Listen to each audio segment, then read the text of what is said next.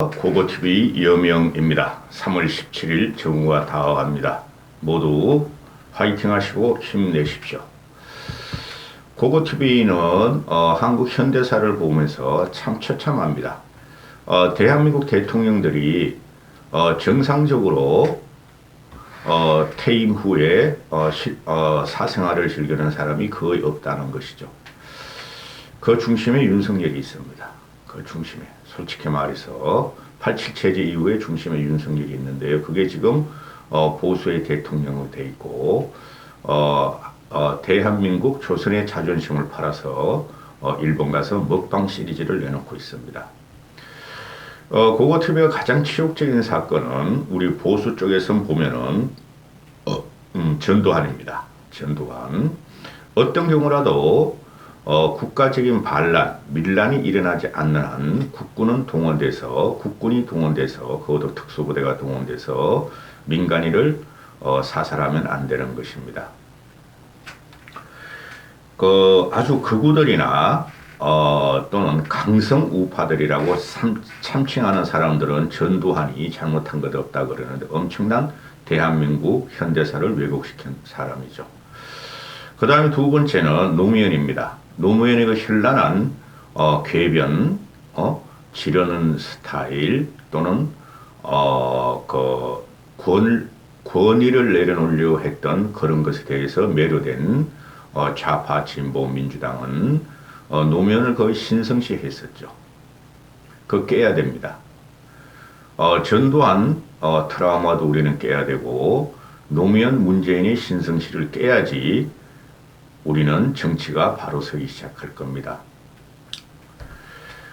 며칠 전부터 그 전두환 손자가 아주 전두환과 또 이순자 또 자기 큰아버지 전재만, 자기 아버지 전재용 그리고 새엄마 박상아에 대해서 아주 현란하게 지금 폭로를 하고 있죠. 거의 사실이라고 저는 생각을 합니다. 전두환 손자는 영상을 꽤 봤는데요. 전두환 이 손자 영상을 지금 약에 취해 있어요.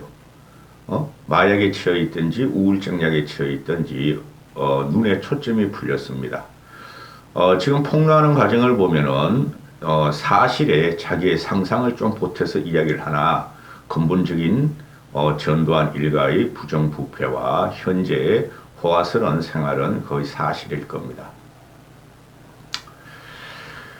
오늘 아침에 뉴스를 보니까 전두환 손자가 환각 상태에서 마약을 계속하다가 경찰에 잡혀갔다 이렇게 나오죠. 제가 우울증에 대해서 좀 아는데요. 거의 사실일 겁니다. 그래 뭐 좌파들이 두드리고 이게 좌파 매체 더 탐사하고 아마 인터뷰를 하고 계속 터뜨리나 본데요. 제어가 안 됩니다. 이 조증, 얘가 보니까 조증이에요, 조증. 조울증. 그래서 참 마음이 답답합니다. 이번 영상은 노무현에 대해서입니다. 저는 노무현이 대한민국을 초양극화를 단행을 했고, 노무현이 당시에 대한민국 자살률 1위의 금자탑을 쌓았고, 자기와 자기 가족이 자기와 자기 가족이 살기 위해서 의기롭게 위장을 했다 생각하는 사람입니다. 그리고 세대를 갈라치고 국민이 심판을 내렸어요. 노무현에 대해서는. 노무현 말기에 지지율이 5%까지 가고 이명박의 대패를 하게 되죠. 그죠? 그거로 역사적인 평가는 끝나는 겁니다. 그렇게 질 수가 없어요. 그럼에도 불구하고 박근혜가 잘못함으로써 문재인 촛불 시위가 일어나고 문재인이 정권을 날름하고 거기에 올라탄 윤석열이 대한민국 보수를 괴멸시키면서 그죠? 노무현이가 신성시 돼버렸죠. 한국 현대사에서 보면은 저는 제일 참담한 사건이 노무현의 신성시 탄핵 과정이라고 생각합니다. 이인규 당시 노무현을 조사했던 대검 중수부장이 책을 내면서 폭로를 해버리죠. 저는 노무현이 뇌물을 받았다는 것을 확신을 하고 있습니다. 피 아저씨에게도 확신을 합니다. 왜 그러냐면은 제가 안희정을 좀 잘 알아요. 안희정을. 그래서 안희정, 이광재가 좌희정, 우광재 하면서 다 정치 자금을 받아서 노무현을 당선시키고 노무현 정부를 뒷받침했었죠. 근데 둘이 다 뇌물로 깜빵에 갔다 오고 그러면은 노무현의 정권은 뇌물 정권이었다 하고 매김하는 것이 맞습니다. 노무현의 정치는 없습니다. 그 말을 하고 궤변을 내려놓는 것 같다가 대단하다. 대통령이 말 잘할 필요 없습니다. 원고에 있는 것만 잘 읽으면 되는 자리입니다.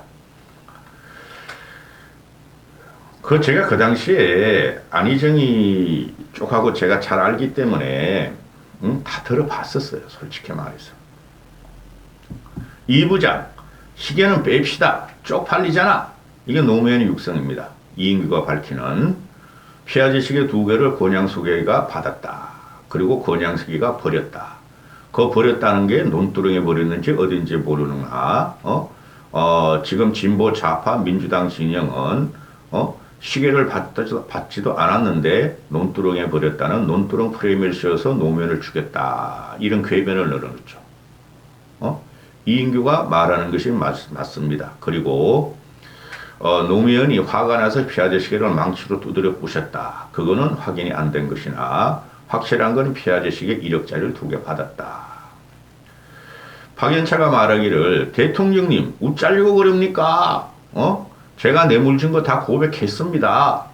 그러니까 노무현이가 저도 감옥 가게 생겼어요. 감옥 가면 같이 통방합시다. 미치겠다. 응? 이게 의기가 있다고 생각합니까? 응?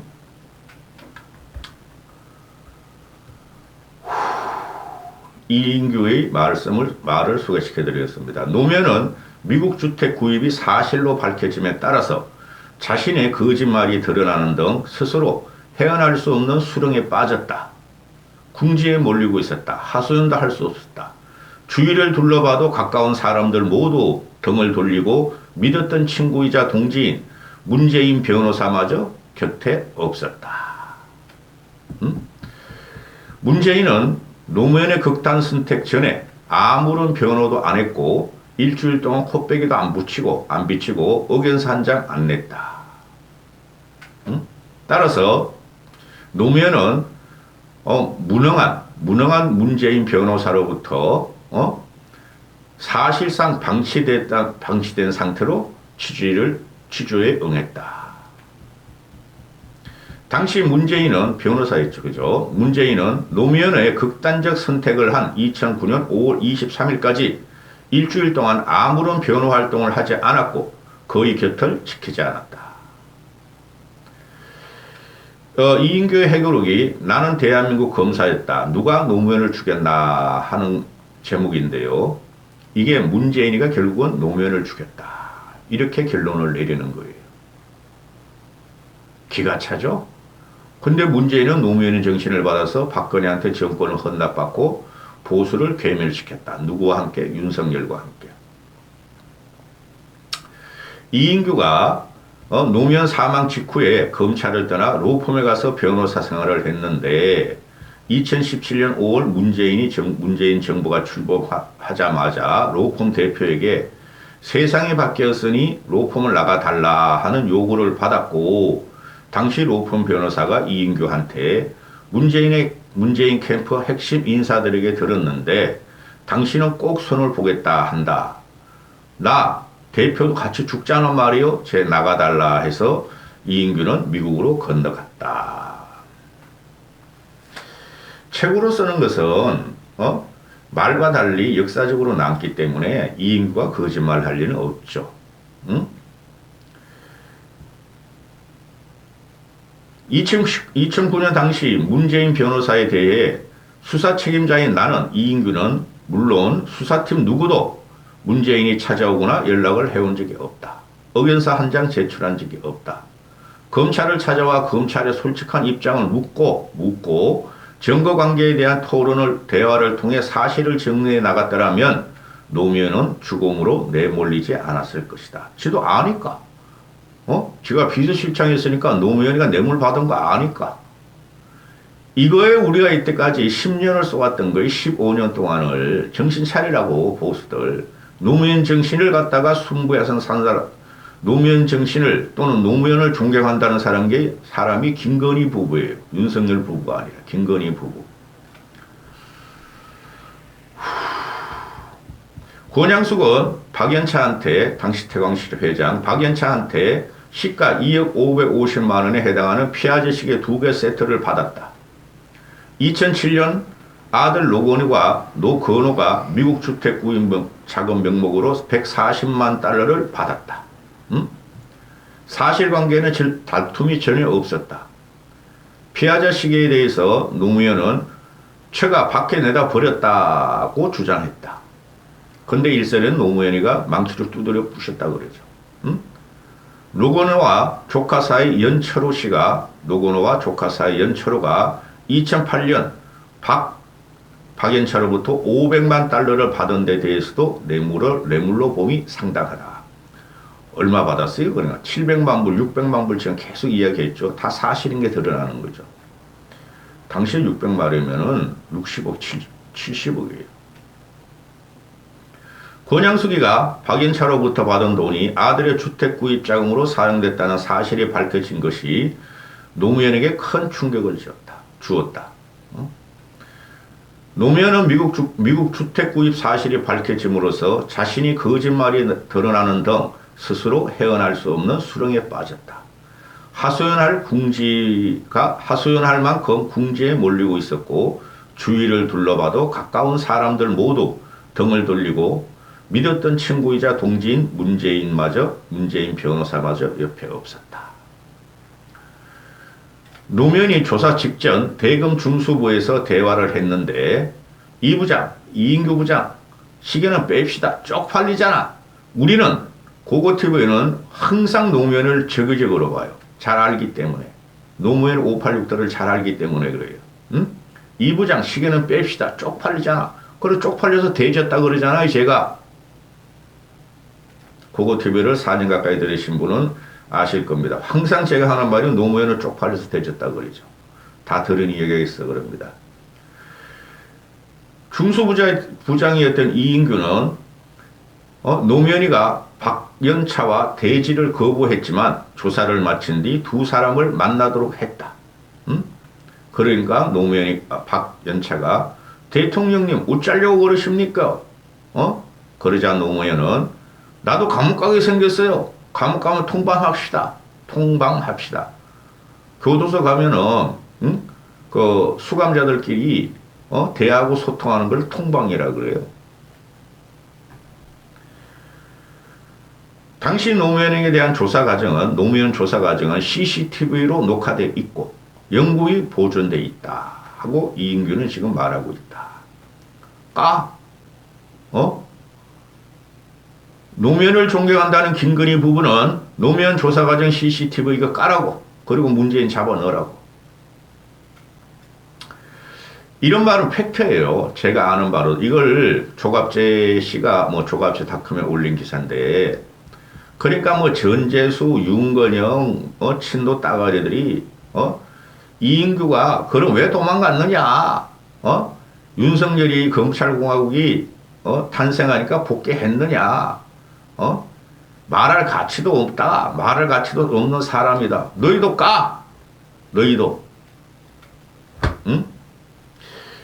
이 노무현, 문재인, 이재명으로 이어지는 이 민주당의 이 습성을 보면은, 노무현, 문재인은 친노 친문에 의해서 신성시되고 있고, 이재명이라는 놈은 이 생양아치는 개딸들에 의해서 신성시되고 신격화되고 있죠. 정명석이 같이. 그죠? JMS 정명석이 같이. 대한민국 정치가 망한 것이, 현재가 아니고, 과거로부터 했어요. 저는 노무현 시대부터 이명박이 다행히 노무현의 정권을 뺏어와서, 다행히 그 국정과 국정 동력을 회복했으나, 저는 현대사를 보면서 제일 악질적이고 국가 동력을, 훼손시키고 정치를 망친 놈들이 노무현, 문재인이라는 생각이에요. 근데 그거보다 더 악질적이고 생양아치고 인간 같지 않은 놈이 이재명이죠. 다 잡아넣어. 노무현이 죽었다고 왜 조사 안 해? 전두환은 죽었는데도 좌파 진보, 에 의해서 지금 북한 참시당하고 있는데. 노무현의 아들 이놈아는, 뇌물 500만 불 가지고 공부를 하고 시잘데없는 짓을 했는데도 떵떵거리고 보수를 저격하면서, 살고 있잖아요. 권양숙이는, 민주당 놈들 당대표가 되든 민주당 놈 실세들은 맨날 권양숙 찾아가서 성모 모시듯 하잖아요. 이런 것들이 있는 한 대한민국 정치는 부활이 안 돼요. 윤석열 절차 안 열면은 노무현 일가족, 문재인 일가족 다 잡아넣어. 여기까지 하겠습니다.